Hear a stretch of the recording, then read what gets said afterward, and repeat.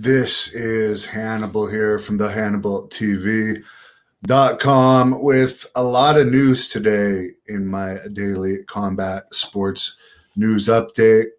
So I will jump right into it. Smackdown from Madison Square Garden featuring Brock Lesnar. I know John Cena wrestled on the card itself, but I haven't actually even watched the Smackdown highlights. I don't even care enough this week to watch the highlights, but it did a 0.6 rating. And apparently it was the highest financial gate in Smackdown history. So whatever the gate was, it hasn't actually been released yet, but Ariel Helwani has confirmed that this was the highest paid Smackdown of all time as far as arena gates. Apparently a segment featuring Kevin Owens was cut from Smackdown. Owens has been hinting that he's going to be jumping to AEW lately, so it doesn't surprise me that they cut him out. Also, he's one of the lowest drawing wrestlers as far as ratings. If you look at some of the all-time low record ratings for WWE, he's usually heavily featured on those shows. Apparently his contract is expiring in January 2022 instead of 2023. This is because WWE apparently restructured his contract. Supposedly, according to Inside Sports, he makes about $2 million a year.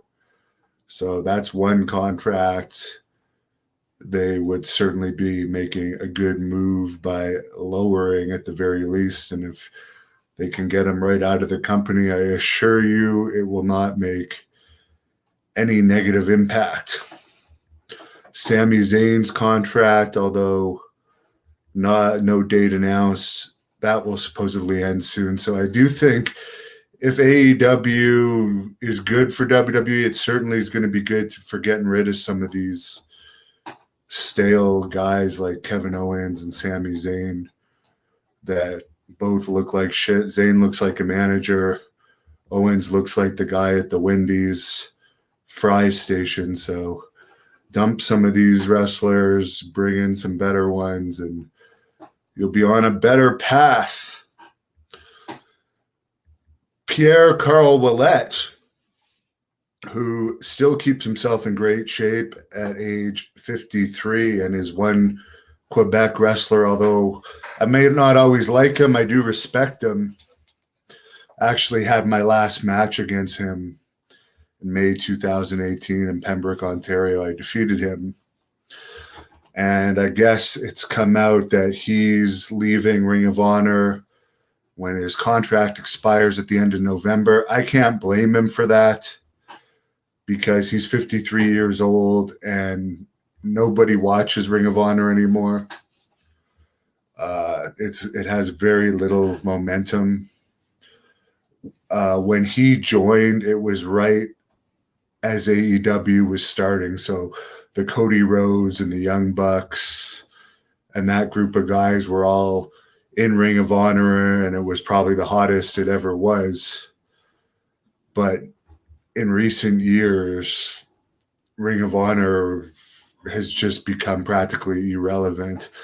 So I can't blame him for wanting out of that contract. And he did tell me he actually had an offer from AEW before signing with Ring of Honor. But at that point, AEW hadn't actually started yet.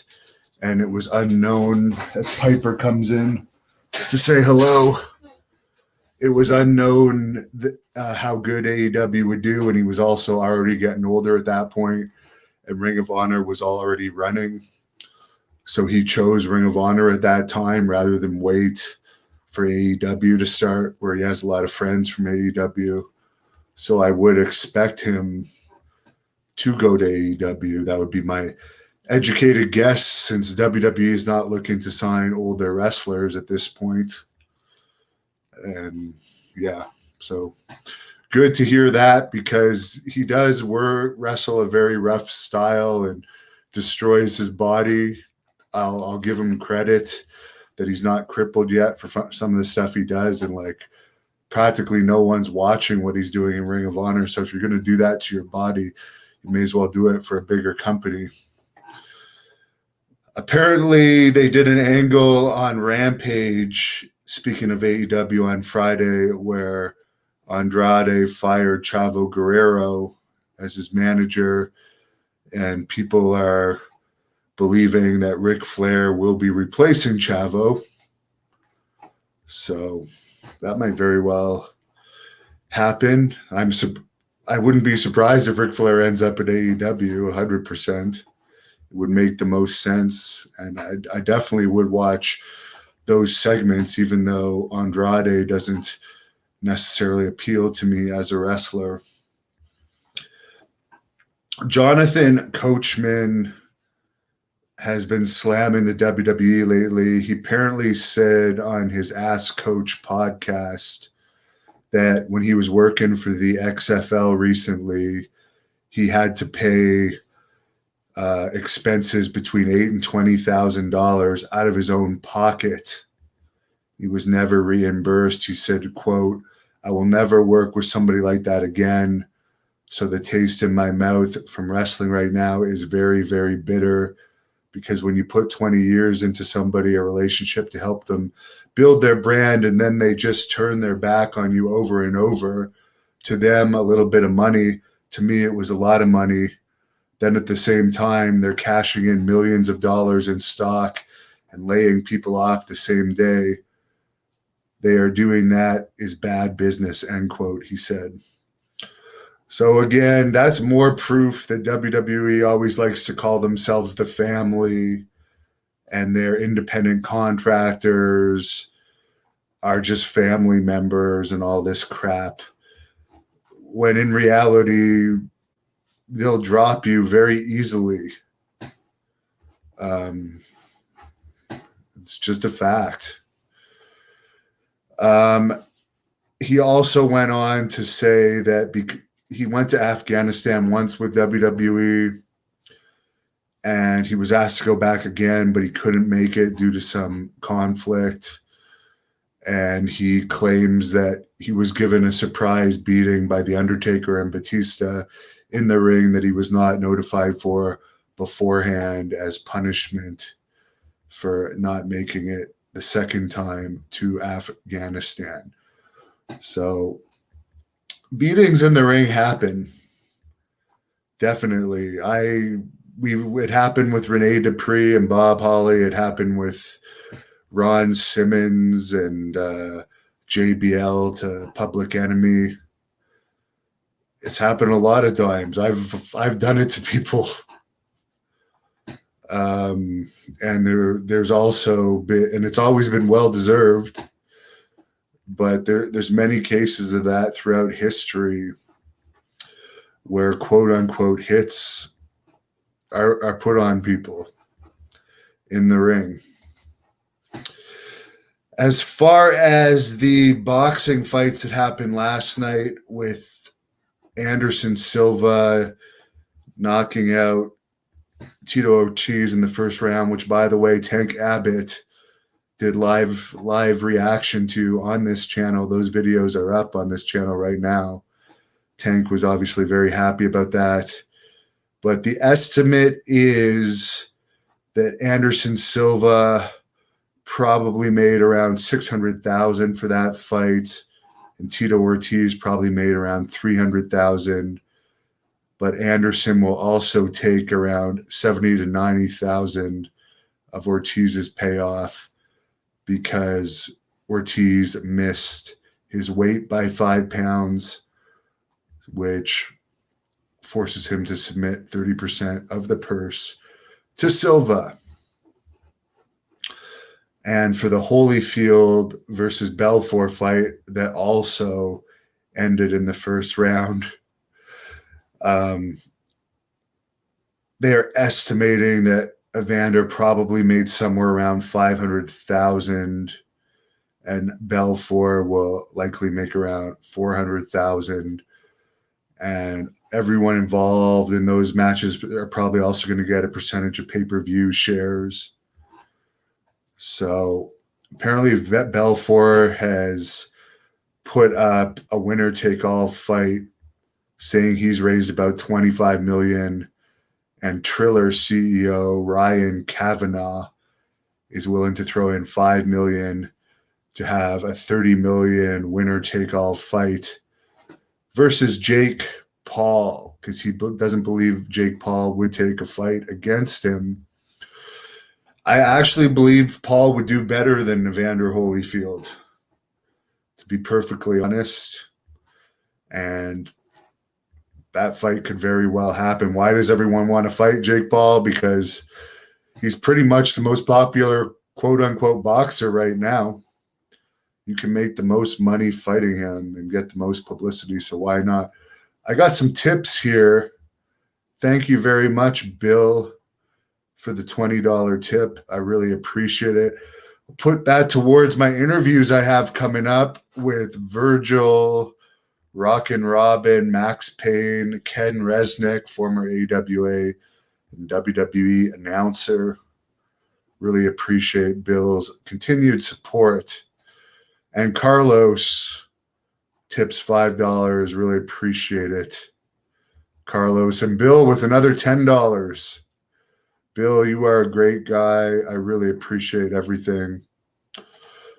Herb is going to miss me at the Cauliflower Alley Club in Vegas. The problem with me going there this year is I actually do have tickets, which I'm not asking for a refund of or anything like that, but I just have way too much traveling in the coming months. And next week, I actually have to go to Philadelphia and New Jersey. But I only found out a couple days ago that right now the border, you can drive from the U.S. to Canada right now if you're vaccinated, but you can't drive from Canada to the U.S. So instead of me just driving 7 hours to Philadelphia from where I live, I now have to fly to Toronto, then fly to Philadelphia, rent a car, and fly back from New Jersey, which I literally thought was just going to be a simple thing. And I have something to do Monday in New Jersey. But because I have to fly back now and the only flight's Tuesday morning, there's nothing later in the day, Monday after my meeting, I have to actually stay an extra night now too. So there's literally about $1,500 more expense because the driving border from Canada to the US is closed. So I'm annoyed by that. So thanks a lot for the trip, the tips. Maria Davis says, great show as always. Thank you, Maria. Governor tips 420 for Sami Zayn is indie-rific. By the way, it was funny because last night, I don't know if people noticed, but Tank was holding a vape pen for a good portion of that interview. And when we had Colin Crandall from MMA Power Hour doing the reaction video with Tank, and somebody asked a question about what type of herb does he smoke, and he just held up the vape pen and it like went right over Colin's head that Tank was holding up a vape pen. So thanks again for the $5, Maria. You guys are great. I'll do a couple questions here. Sam does not like Fat Owens. I actually saw a video of Conan recently saying the reason he doesn't like Owens is because he dresses like a bum with the shorts and the t-shirt and doesn't he's making $2 million a year but can't bother to train, can't bother to work out for $2 million a year. That's how lazy he is. But Conan said at the same time he thought he was underrated. If anything, he's the most overrated wrestler of the past decade. There's not one casual fan or a non-smart mark that finds that guy interesting. He's a channel flipper. Gerardo, I'm having a great night. I worked out. I voted.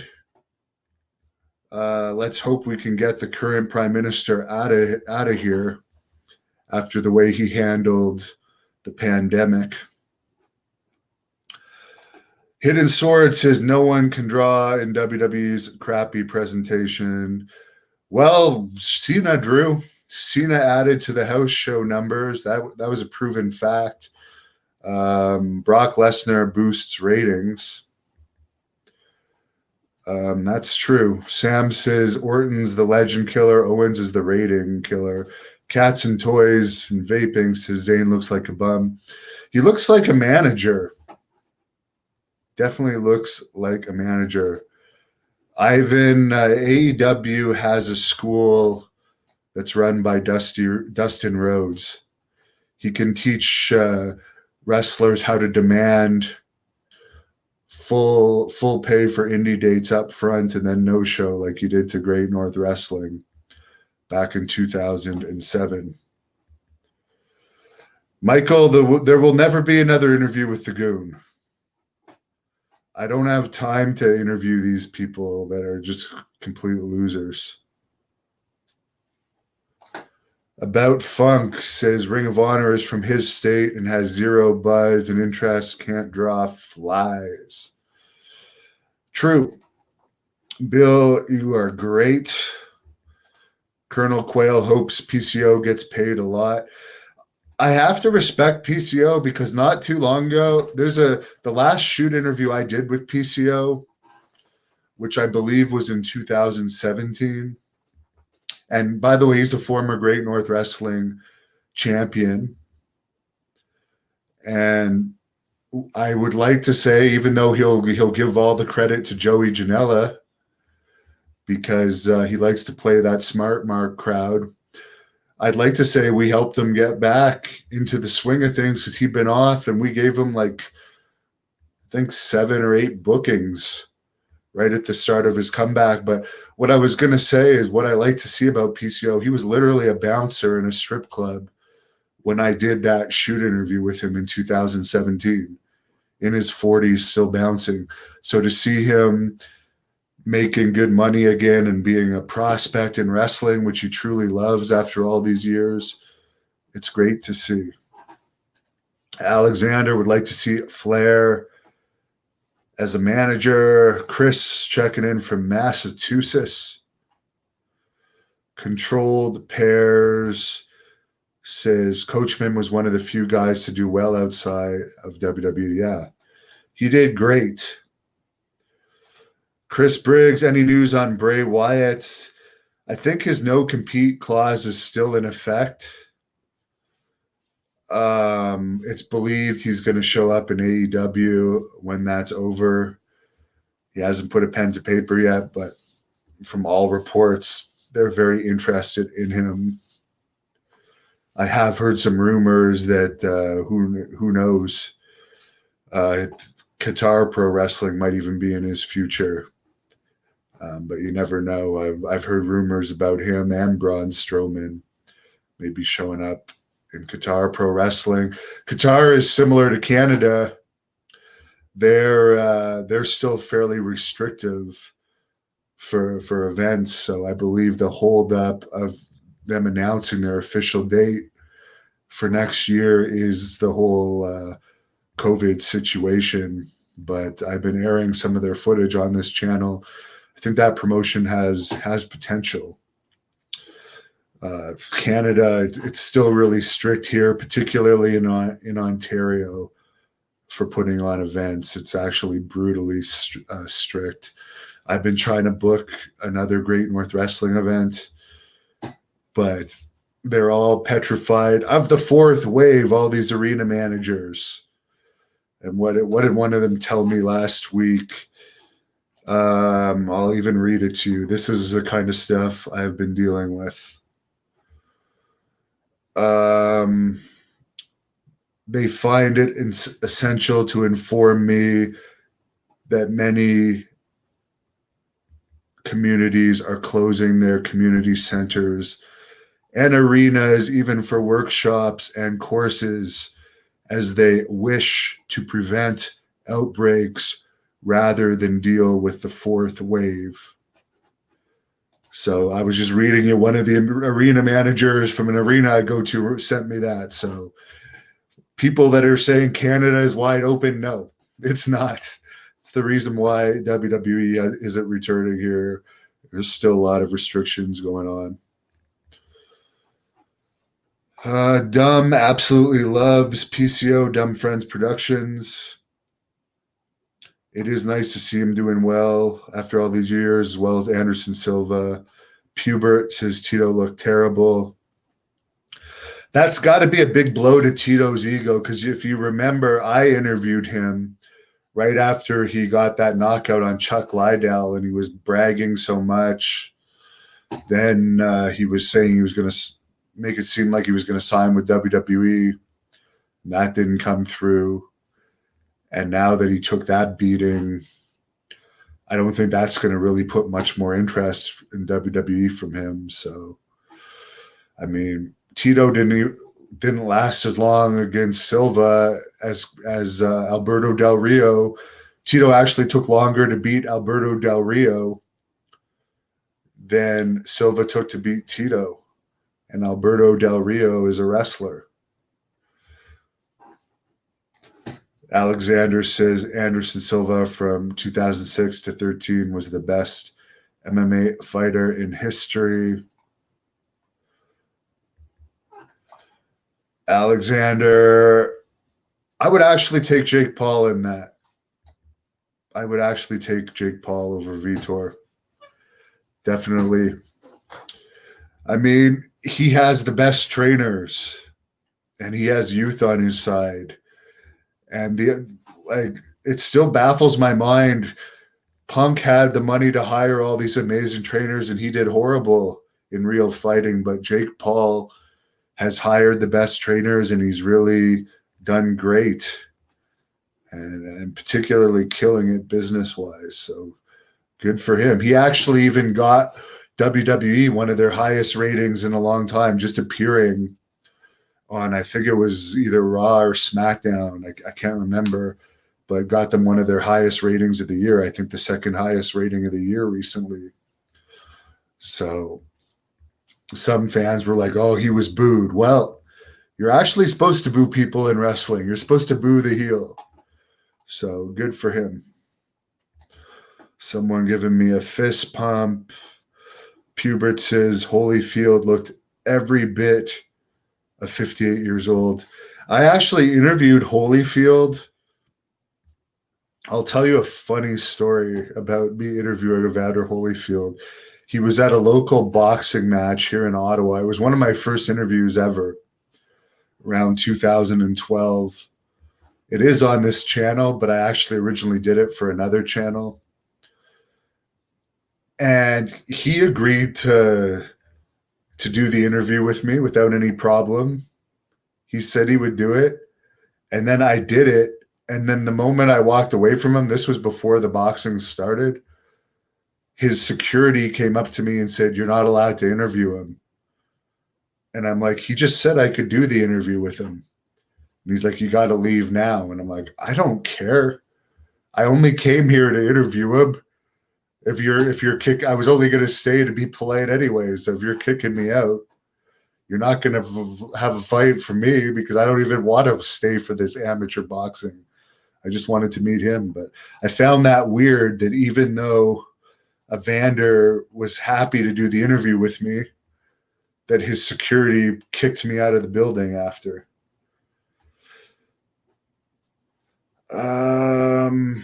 Couple more. Do an interview with Vince McMahon. I wish it was that easy. Roy Camp. Sad that Jake Paul won't face Woodley again. I think he's afraid. Actually, Woodley, I don't blame him for not facing Woodley again. He already beat Woodley. And Woodley's not really that huge of a name.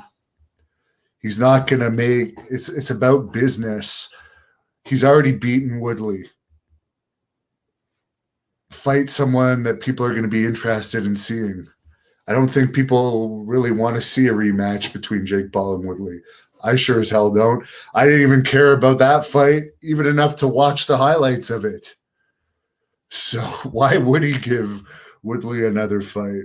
Woodley, I'm not taking anything away from Woodley as a fighter, but he went off, like he finished up with UFC on losing. He was losing his last bunch of fights. So I think it would only be to Woodley's benefit for Jake Paul to fight him again. So that's my opinion on that. Did I see the US Open final? No, I don't watch sports, to be perfectly honest with you. I edit and I work, and I'm more interested in UFO stuff than sports these days, although I do watch MMA and boxing here and there for my own training reasons. David says security can be assholes. I think I was one of the nicest security people, unless I have a very quick switch. I can actually deal with idiots for a long period of time, but when I switch into the attack mode, it's real fast, and it might come out of nowhere. But overall, I was pretty relaxed security guard. I mean, I was doing concert security for so long, and there's some dork security guards that literally you could be at an outside festival, and before they made weed legal here, as Piper wants to say hello again, there's some security guards that would literally go into a large mosh pit of people just to tell someone to put their marijuana cigarette out. It's like, why? You're outside. There's much more serious stuff going on that you have to watch for than worrying about a guy smoking a joint in a crowd of 30,000 people. I don't know. Alexander, yes, I was a security guard at a Taylor Swift concert, and I had a great view. So I didn't even know who Taylor Swift was before that concert, but I enjoyed that. I've actually done security for a hell of a lot of famous bands, even Britney Spears. I once walked Britney Spears. She was in a druid costume for her circus tour because the stage was in the middle of the arena, and she came out with all the druids, but she was actually disguised as a druid because obviously she didn't want to be, the druids kind of came through the crowd to get underneath the stage. And yeah, she was disguised as a druid, but I was the one chosen because I was the biggest security guard to walk beside her to make sure nothing happened to her on her way to the stage. So that was pretty cool. Have a great night. I'm going for a run here in a few minutes. Thank you for watching the Hannibal TV. Please like this video if you enjoyed it, and click the subscribe button to not miss any of our latest shoot interviews, match videos, or news updates. Support us on patreon.com for $1.99 a month to watch our